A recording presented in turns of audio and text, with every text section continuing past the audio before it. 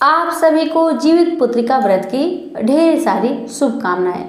आज मैं आप सभी को जीतिया व्रत की बहुत ही सुंदर एक कथा सुनाने जा रही हूँ। ये कथा है सेठ सेठानी, तेलीन और जीवित भगवान की।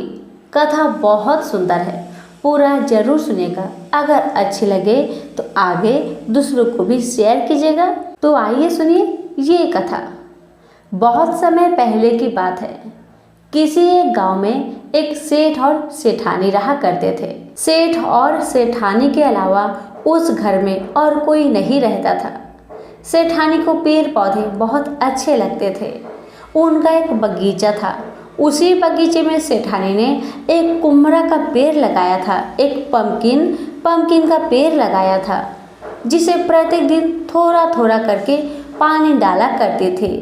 इसी तरह से समय बीतने लगा। एक दिन की बात है। पड़ोस के गांव में एक तेलीन रहती थी। उसका पति बाहर कमाने गया हुआ था। तेलीन का भी घर में सिर्फ तेलीन अकेले ही रहती थी, क्योंकि तेलीन का पति तेली बाहर कमाने गया हुआ था। अब तेलीन क्या करती, प्रत्येक दिन तेल को पेर कर बेचने जाया करती थी। बेच कर आती, जो पैसा मिलता उसी से अपने खाने का व्यवस्था कर लिया करती थी। आपको मैं बता दूं कि तेलीन गर्भवती थी। एक दिन की बात है, जब तेलीन तेल को बेचकर शाम के समय में वापस अपने घर को आ रही थी, तभी उसकी नज़र सेठानी के बगीचे पर पड़ी। उसने देखा बगीचे में कितना सुंदर कोहरा का पेड़ लगा हुआ है। उस पेड़ में छोटा छोटा कोहरा भी लगा हुआ था। उसे कोहरा का पत्ते देखकर बहुत अच्छा लगा। उसके मन में आया, काश मैं कोहरा के पत्ते तोड़कर इसका साग बनाकर भात से खाती, यानी चावल से खाती। लेकिन सेठानी बहुत कंजूस थी। उस गांव के सभी लोग जानते थे और तेलीन भी अच्छे से जानती थी। अगर वह सेठानी से कोहरे के कुछ पत्ते मांगेगी तो सेठानी बिल्कुल भी नहीं देगी। सेठानी जीवित पुत्रिका का व्रत करती थी और आज नहाए खाए का दिन था। तो तेलीन ने सोचा, मैं कल सुबह में आकर इसके खेतों से कोहरे के कुछ पत्ते चुरा कर लेके चली जाऊंगी। इतना सोचकर तेलीन अपने घर को चली गई और जैसे ही सुबह हुआ 5 बजे, वैसे ही तेलीन सेठानी के बगीचे से आकर सारे पत्ते तोड़कर चली गई। अब जैसे ही सुबह हुआ, सेठानी अपने बगीचे में गई। उसने देखा उसके कोहरे के पत्ते को कोई चुरा कर लेकर चला गया है। अब सेठानी बहुत क्रोधित हुई। बेचारी निर्जला व्रत थी, उसी में क्रोधित भी हो गई। जीवित भगवान से कहने लगी, हे जीवित भगवान, अगर मेरे पेड़ के पत्ते कोई बच्चे चुरा कर गए हो, उन्हें सलामत रखना। अगर कोई पुरुष मेरे कोहरे के पत्ते को चुराए हो तो उसका पेट फूल जाए। अगर कोई महिला मेरे कोहरे के पत्ते को चुराए हो तो उसे बच्चे रूप में पतुकी मिले, ये मैं उसे श्राप देती हूँ। अब तो सेठानी जीवित पुत्रिका का व्रत की थी, उपवास थी, इसीलिए उसका श्राप तेलीन को लग गया, क्योंकि तेलीन ने ही कोहरे के पत्ते को चुराए थे और बनाकर वही खाई थी, इसलिए उसको श्राप लग गया। अब आगे होता ही ये कि तेलीन तो गर्भवती थी। समय बीतने लगा। जैसे ही 9 महीना पूरा हुआ, तेलीन ने एक बच्चा को जन्म दिया और बच्चा क्या था? पतुकी। पतुकी का मतलब मिट्टी का हांडी। अब तो तेलीन बहुत परेशान हो गई। सोचने लगी, अगर आस पड़ोस में कोई जाना कि मैं बच्चे की जगह में एक मिट्टी की हांडी को जन्म दी हूँ, लोग क्या कहेगा? यही सोचकर तेलीन उस हांडी को एक कमरे में अच्छे से बंद करके रख दिया करती थी। आपको मैं बता दूं कि जो हांडी था उसे बोलना भी आता था, अपनी माँ से बातें भी करता था। अब एक दिन की बात है कि सुबह का समय था। तेलीन खेतों में मैदान करने गई हुई थी। वह दरवाज़ा बंद करना भूल गई थी। जिस कमरे में उसने हांडी को बंद किया था, उस दरवाजे को बंद करना भूल गई थी। जैसे ही माँ खेता में चली गई मैदान करने, वैसे ही पतुकी घर से निकलकर पूरे गांव में घूमने लगा। और पतुकी गांव में कैसे घूमने लगा? वह ढुकुर ढुकुर कर, पलट पलट कर, गुरबाजी मार मार कर पूरे गांव में घूमने लगा। जब माँ मैदान करके घर में आई तो उसने देखा, ला मेरा बेटा तो है नहीं, मेरा पतुकी तो है नहीं, कहाँ गया मेरा बच्चा, कहाँ गया। माँ तो परेशान हो गई, इधर उधर आसपास देखी, बेटा कहीं मिला ही नहीं। थोड़ी देर बाद में जब पतुकी ढुगुर ढुगुर कर आया तो माँ ने पूछा, बेटा तुम कहाँ गया था। तो पतुकी कहने लगा, माँ घर में रह रह के मुझे अच्छा नहीं लगता, इसलिए मैं गांव में घूमने गया था। तो माँ कहने लगी, बेटा इस तरह तुम गांव में घूमने मत जाओ, तुम तो हंडी है, तू तो मिट्टी का हंडी है ना, तुम्हें कोई भी डंडे से मार के फोड़ देगा, इसलिए जाया मत करो। लेकिन बेटा जिद करने लगा, नहीं माँ नहीं, मैं रोज घूमने जाऊंगा और तुम मुझे बंद करके मत रखना। अब बेटा का जिद देखकर माँ कहने लगी, ठीक है, तुम्हें जो ठीक लगे वैसा ही करना। एक दिन की बात है, तेली जिस गांव में रहती थी उसी की कुछ दूरी पर एक गांव था। उस गांव में एक बहुत ही धनवान सेठ रहता था। वो लोग 3 भाई थे, उनका बंटवारा हो रहा था, इसीलिए आसपास के गांव के सभी लोग बंटवारा देखने गए थे कि लोग कैसे और क्या क्या बंटवारा कर रहा है ये लोग। ये जब पता चला हंडी को, हंडी भी सोचा मैं भी जाता हूँ, बंटवारा देख के आता हूँ कि कैसे धनवान सेठ अपना घर का बंटवारा कर रहे हैं। हंडी ढुगुर ढुगुर करके गुरबाज मार मार के उसे भीड़ के बीच में किनारे से जाकर बैठ जाता है। अब इधर होता है ये कि तीनों भाई धन का बंटवारा करते हैं, तो तीनों भाई में से दोनों भाई अपना हिस्सा ले लेते हैं, अपना एक एक पेटी लाकर उसमें हिस्सा रख लेते हैं। जो छोटा भाई होता है वो तो कुछ लेके बैठा ही नहीं होता है, उसे लगता है अगर मैं घर में प्रवेश किया तो मेरा भाई लोग मेरे हिस्से में से ले लेंगे। यही सोचकर वह अपने धन के पास ही बैठा रहता है। तभी उसकी नज़र पतुकी पे पड़ी।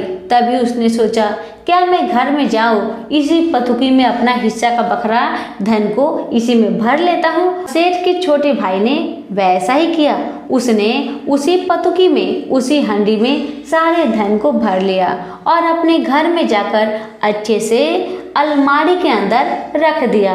अलमारी को लॉक करना भूल गया। अब होता है ये, जब रात होता है सभी भाई अपने अपने कमरे में सोए रहते हैं, तभी वह हंडी गुरबाज मार मार के ढुगुर ढुगुर करके अपने घर को चला आता है और घर के बाहर बैठकर जोर से चिल्लाता है, माँ ओ माँ, एक बहुत बड़ा गमला लेकर आओ, बहुत बड़ा बर्तन लेकर आओ, या फिर बहुत बड़ा टोकरी लेकर आओ। हंडी का चिल्लाना सुनकर माँ बहुत गुस्सा हुई और कहने लगी, रे हंडी, इतना क्यों गला फाड़ के चिल्ला रहा है, रुको मैं आ रही हूँ, रुको। तभी बगल से एक महिला कहती है, जाकर देख लो क्यों चिल्ला रहा है तुम्हारा बेटा, जाओ जाकर देख लो। अब जैसे ही माँ घर से बाहर निकलती है उसकी आंखें फटी की फटी रह जाती है। वो देखती है कि पतुकी के अंदर इतना सारा सोना हीरा मोती भरा हुआ है। अब तेली जल्दी से अपने घर में जाकर बहुत बड़ा बक्सा लेकर बाहर आती है और बक्से में ही पतुकी ने सारे धन को डाल दिया। ये देखकर एक महिला कहने लगी, देखो देखो, तुम्हारा बेटा तो चोर है, चोरी कर कर लाया है धन।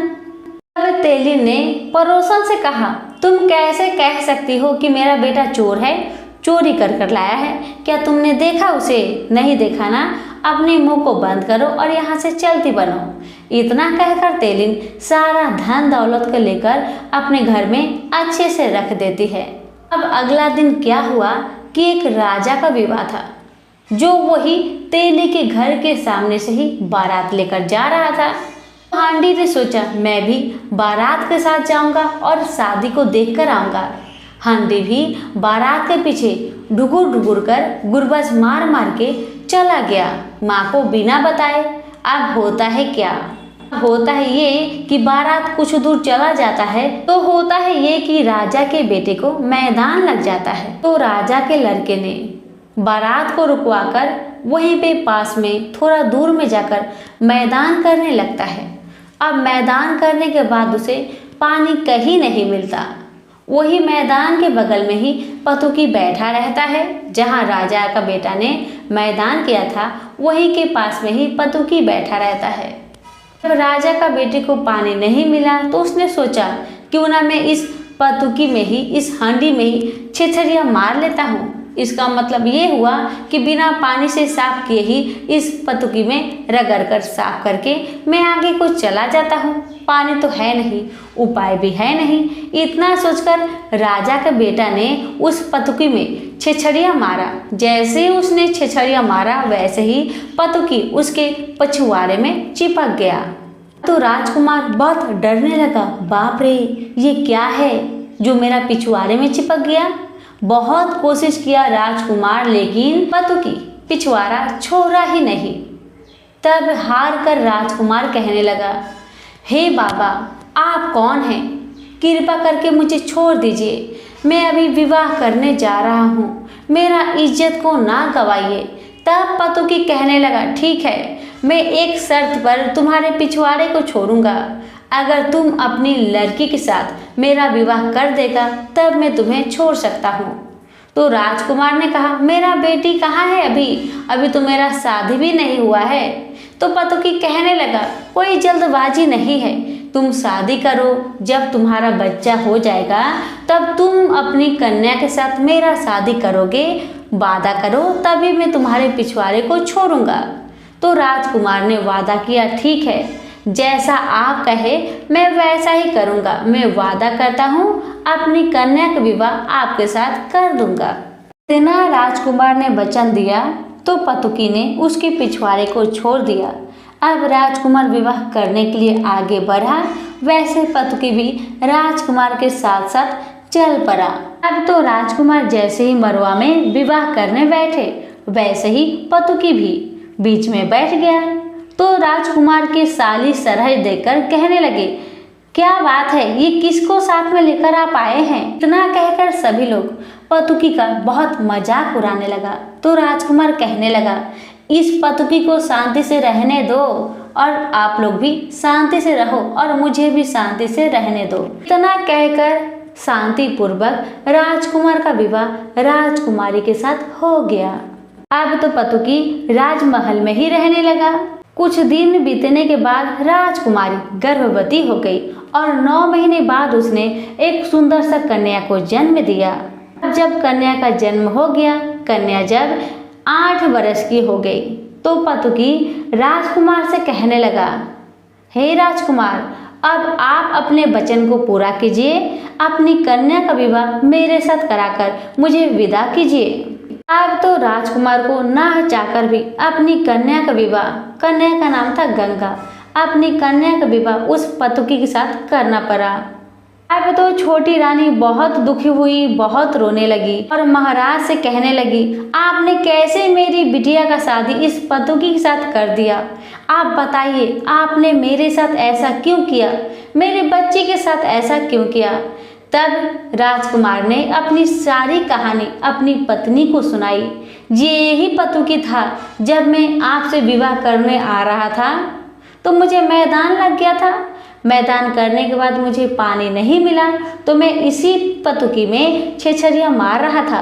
तभी पतुकी मेरा पिछवाड़े में चिपक गया, छोड़ने का नाम ही नहीं लिया। सारा कहानी बताते हुए राजा ने अपनी पत्नी को समझाया, तुम चिंता मत करो, सब ठीक हो जाएगा। मैं अपना धन में से आधा धन मैं अपनी बिटिया को दे देता हूँ, जिससे वह जीवन भर सुखी रहेगी, उसे कभी कुछ का दुख नहीं होगा। इतना कहकर राजा ने रानी को बहुत समझाया और 2 बड़े बड़े गाड़ी में सोना, चांदी, हीरा, मोती, अन्न धन भरकर उस पतुकी के साथ अपनी कन्या का विदा कर दिया। अब जैसे ही पतुकी अपने गांव में आया और घर के बाहर से ही चिल्लाने लगा, माँ, ओ माँ, मैं तुम्हारे लिए बहू लेकर आया हूँ, जल्दी आओ माँ, जल्दी आओ। माँ घर से बाहर निकली, माँ की आंखें तो फटी की फटी रह गई, उसके आंख तो आंसू से भर गए। ये मेरा बेटा है तो हंडी, लेकिन कितना बड़ा बड़ा काम कर देता है। हे भगवान, काश मेरा ये हंडी एक बेटा होता, कितना खुशी होता मुझे। इतना सोचकर तेलिन बहुत दुखी हुई और खुशी मन से अपनी बहू को लेकर घर में प्रवेश कराई और सारे धन दौलत को अपने घर में रखवा दिया। माँ तो बहुत खुशी थी, लेकिन दुख था उस कन्या को लेकर कि गंगा इस पतुकी के साथ अपना जीवन कैसे व्यतीत करेगी। बेचारी बहुत दुखित हुई। एक दिन की बात है, तेलिन दुखी मन से अपनी झोपड़ी के बाहर बैठी हुई थी। तभी एक बाबा आए। उन्होंने तेलिन से पूछा, क्या बात है बहन, तुम इतना उदास क्यों हो, इतना दुखी क्यों हो, क्यों रोए जा रही हो, बताओ मुझे। तो तेलिन ने अपने बेटे की सारी कहानी कह सुनाई। साधु महाराज ने कहा, तुम चिंता मत करो बेटी, तुम जीवित पुत्रिका का व्रत करो, तुम्हारी सारी तकलीफ दूर हो जाएगी। जीवित भगवान का कृपा तुम पर अवश्य होगी। श्रद्धा विश्वास के साथ तुम जीवित पुत्रिका का व्रत करो, तुम्हारी सभी मनोकामना जरूर पूरी होगी। भगवान तुम्हें पुत्र अवश्य देंगे। अब तेलिन अपने घर में आकर अपने हांडी वाले बेटे से कहती है, बेटा तुमने ये क्या किया, तुम तो है हांडी, तुम विवाह करके लाए, अब इसका जीवन कैसे पार लगेगा बेटा। यही सोचकर मेरा दिल रोया जा रहा है, रोया जा रहा है। पतुकी कहने लगा, माँ तुम चिंता मत करो, सब ठीक हो जाएगा और इसका दिन भी पार लग जाएगा, तुम चिंता मत करो। अब जैसे ही रात हुआ, कन्या एक कमरे में रूम को बंद करके सोने लगी। उसी रूम में पतुकी भी था और माँ एक अलग कमरे में सो रही थी। जैसे ही रात का 12 बजा, वैसे ही पतुकी में से एक 12 साल का लड़का निकल के बाहर आया और दुल्हन के पास जाकर बैठ गया। तो दुल्हन पूरा घबरा कर उठ गई, कहने लगी, तुम कौन हो, जाओ यहाँ से, पूरा चिल्लाने लगी दुल्हन। अभी पतुकी बोला, तुम चिल्लाओ मत, डरो मत, मैं तुम्हारा पति हूँ और मैं इसी पतुकी के अंदर रहता हूँ, मैं तुमसे मिलने आया हूँ, तुम डरो मत। तो राजकुमारी कहने लगी, आप इस पतुकी में क्यों रहते हैं। तो पतुकी कहने लगा, मुझे नहीं पता, मेरा जन्म ही इस पतुकी में ही हुआ था, इसी कारण से मैं पतुकी के अंदर ही रहता हूँ। मेरी माँ भी मुझे नहीं जानती है कि मैं इस पतुकी के अंदर रहता हूँ। और तुम फालतू की बातें मत करो, मैंने तुमसे कहा ना, मैं तुम्हारा पति हूँ और मैं तुमसे मिलने आया हूँ। इसी तरह करके हर रात को हांडी में से पतुकी बाहर निकल जाता और अपनी पत्नी से मिलकर फिर हांडी में घुसकर चला जाता। इसी तरह से कुछ समय बीतने के बाद पतुकी की बीवी गर्भवती हो गई। अब जैसे ही तेलिन को पता चला, तेलिन बहुत परेशान हो गई और अपनी बहू से पूछने लगी, क्या बात है, क्या बात है, तुम गर्भवती कैसे हो गई। लोग मुझसे पूछेंगे कि तुम्हारी बहू पेट से है, तो मैं क्या जवाब दूंगी, बताओ। बहू कहने लगी, चिंता मत कीजिए माँ जी, ये आपका ही बेटा का बच्चा है, आप चिंता मत कीजिए। इतना कहकर कन्या अपने कमरे में जाकर दरवाजे को बंद कर देती है। इधर तेलिन बहुत परेशान रहती है। परसों जीवित पूजा आने वाला था और तेलिन को भी अपने बेटे के लिए जीवित पुत्री का व्रत करना था साधु के कहे अनुसार। तो तेलिन ने सोचा, इस वर्ष मैं जीवित पुत्री का व्रत करूंगी, क्या पता जीवित भगवान का कृपा हो जाए। अब तो तेलिन ने जीवित पुत्रिका का व्रत रखा। पहले दिन नहाए खाए, दूसरे दिन निर्जला व्रत और तीसरा दिन उसे पारण करना था। अब जिस दिन तेलिन निर्जला व्रत रहती है, उस दिन अपनी बहू से कहती है, देखो बहू, मैं अपने बेटे के लिए जीवित पुत्रिका का व्रत कर रही हूँ ताकि तुम्हें आगे चल के कोई दुख तकलीफ ना हो, मेरा बेटा का साथ हमेशा मिले।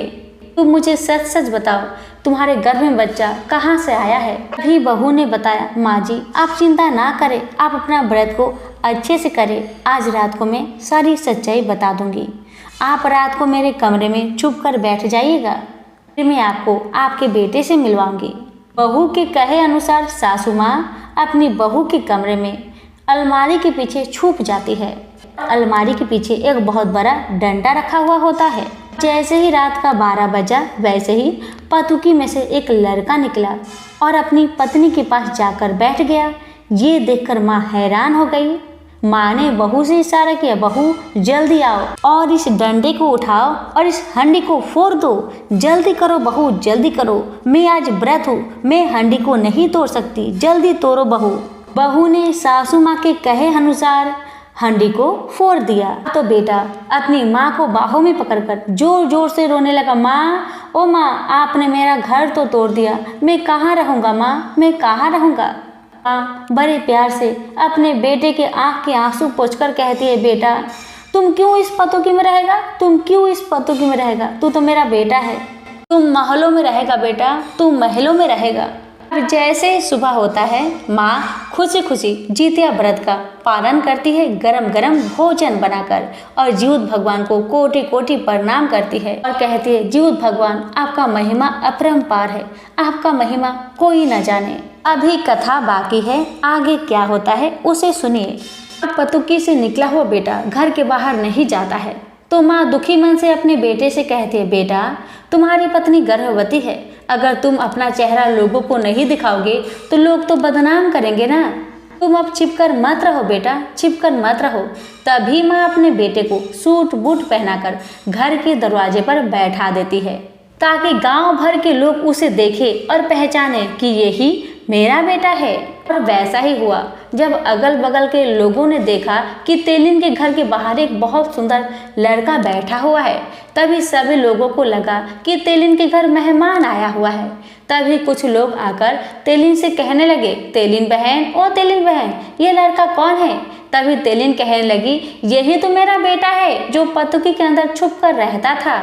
जब ये बात सेठानी को पता चली तो सेठानी दौड़ी दौड़ी तेलिन के घर आती है और सारी कहानी तेलिन को कह सुनाती है और कहती है कि मेरे ही श्राप के कारण तुम्हारा बेटा पतुकी में छुप कर रहता था, क्योंकि मैंने जीउत पुत्री का व्रत किया था और व्रत के दौरान मैंने तुम्हें श्राप दिया था कि जो भी महिला मेरे बगीचे से इस पत्ते को साग बनाकर खाया हो उसका बच्चा पतुकी हो, इसलिए तुम्हारा बच्चा पतुकी हुआ था। मुझे माफ कर देना बहन, मुझे माफ कर देना।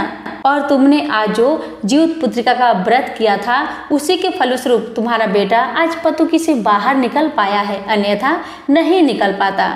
इसलिए सभी माताओं को अपने पुत्र की सलामती के लिए जीउत पुत्रिका व्रत अवश्य करना चाहिए, क्योंकि जो भी माँ जीउत पुत्रिका का व्रत श्रद्धा, विश्वास और भक्ति के साथ करती है उसके बेटा पे कोई भी संकट आ ही नहीं सकता। जीउत भगवान की कृपा उसके परिवार पर सदा बनी रहती है।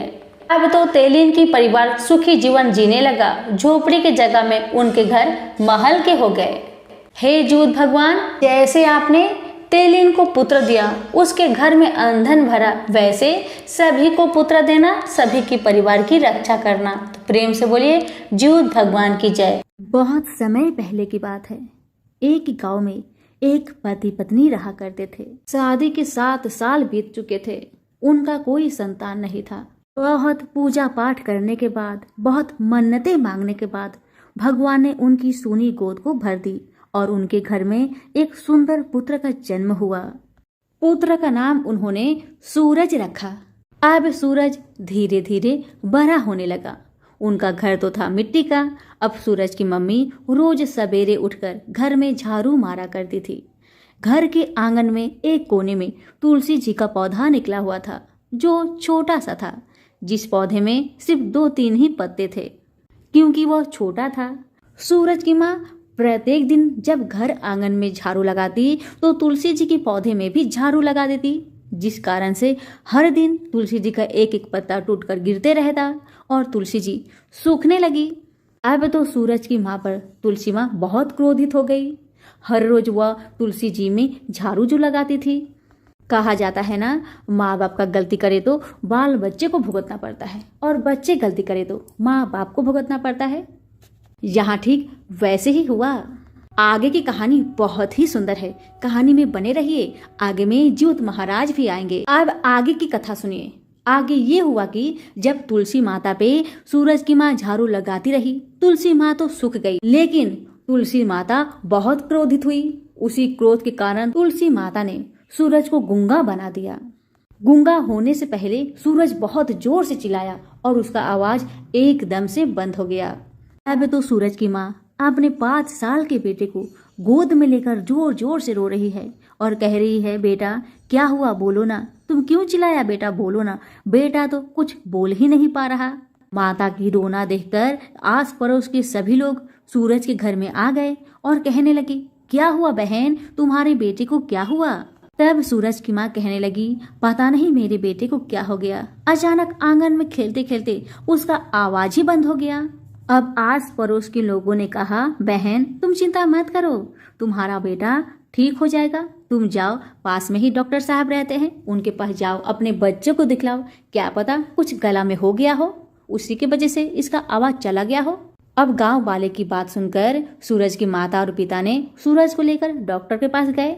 डॉक्टर जी जब बालक को देखे तो कहने लगे बालक तो एकदम ठीक है, इसका गला में कुछ भी नहीं हुआ है। डॉक्टर के बात सुन सूरज की माता कहने लगी तो फिर मेरा बेटा क्यों नहीं बोल पा रहा। तो डॉक्टर ने कहा मुझे नहीं पता आपका बेटा क्यों नहीं बोल पा रहा, मैंने तो सारा चेकअप किया, आपका बेटा का गला एकदम ठीक है, पता नहीं भगवान की क्या मर्जी है। अब तो डॉक्टर साहब की बात सुनकर सूरज के माता पिता सूरज को लेकर घर आते हैं। अब तो सूरज का तबीयत और दिन ब दिन और खराब होते जा रहा था। अब तो सूरज के माता पिता का मन नहीं लगता, बेचारी खाना पीना छोड़कर बैठ गई, अपने बच्चे को गोद में लेकर दिन रात रोती रहती। समय ऐसे ही बीतता गया और तो अब जितिया का व्रत भी नजदीक आने लगा। एक दिन एक पड़ोसन ने सूरज की माँ से कहा बहन जितिया का व्रत आ रहा है, उस व्रत को करने से कहते हैं पुत्र की आयु लंबी होती है, उसका स्वास्थ्य सुधर जाता है। तुम्हारा बेटा का तबीयत खराब है ना, तुम भी जितिया का व्रत करो, मुझे जीवित भगवान पर पूरा भरोसा है, तुम्हारा बेटा जरूर स्वस्थ होगा। उस महिला की बात सुनकर सूरज की माँ ने मन में ठान लिया कि मैं भी जितिया का व्रत करूंगी। सूरज की माता ने उस पड़ोसन से कहा बहन जब जितिया का व्रत करोगी मुझे भी बता देना, कैसे करना है नहीं करना है 2 दिन पहले मुझे बता देना। तो पड़ोसन कहने लगी ठीक है बहन, क्यों नहीं, मैं जरूर बताऊंगी, और कैसे किया जाता है, कैसे रहना चाहिए, क्या खाना चाहिए, सारी विधि तुम्हें बतलाऊंगी। तुम चिंता मत करो, तुम्हारा बेटा जीवित महाराज की कृपा से जरूर ठीक होगा। अब तो दिन निकलते गए और जीवित महाराज का पर्व भी समीप आ गया। तो वही पड़ोसन आकर कहने लगी बहन कल से व्रत चालू होगा, कल जितिया व्रत का नहाए खाए का दिन है। पड़ोसन ने नहाए खाए की सारी विधि बताकर वहां से अपने घर को चली गई और सूरज की माता ने नहाए खाए के दिन नहाए खाए का नियम की और नहाए खाए के रात के दिन अच्छे अच्छे भोजन पकवान बनाकर 3 बजे भोर में जीवित भगवान को चिल्हो सियारों को भोजन देकर दही चिवड़ा खाकर निर्जला व्रत रह गई, जैसे उस महिला ने बताया था।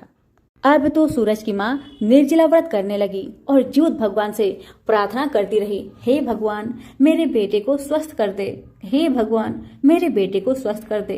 पता नहीं मुझसे कौन सी बड़ी गलती हो गई है जिसकी सजा भगवान ने मेरे बच्चे को दिया है। बार बार भगवान से यही प्रार्थना करती रही। जब दोपहर को 3 बजा तो सभी महिलाएं नदी में स्नान करने जाने लगी। तभी एक पड़ोसन ने आकर सूरज की माता को भी कहा बहन चलो नदी में स्नान करने।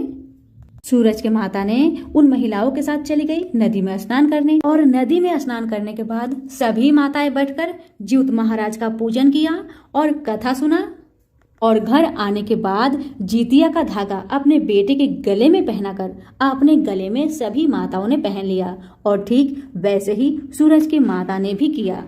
सूरज की माता जीवित महाराज से रात भर प्रार्थना करती रही। प्रार्थना करते करते सूरज की माता की आंखें लग गई। उसी सपने में जीवित महाराज दर्शन दिए और कहने लगे बेटी तुमने बहुत बड़ी गलती की है, आज तुम्हारी सजा तुम्हारे बेटे को भुगतना पड़ रहा है। तुमसे तुलसी माता बहुत क्रोधित है। तुम जब भी झाड़ू लगाती थी आंगन में वहीं पर एक तुलसी जी का पौधा था जिसे तुम रोज झाड़ू मार मार कर उसके सारे पत्ते को तोड़ देती थी। इसी कारण से तुलसी माता तुमसे क्रोधित है। तुम चिंता मत करो, तुम्हारे बेटे को कुछ नहीं होगा। जो भी महिला सच्चे मन से जीवित महाराज का व्रत करती है उसका बेटा का कभी कुछ हो ही नहीं सकता।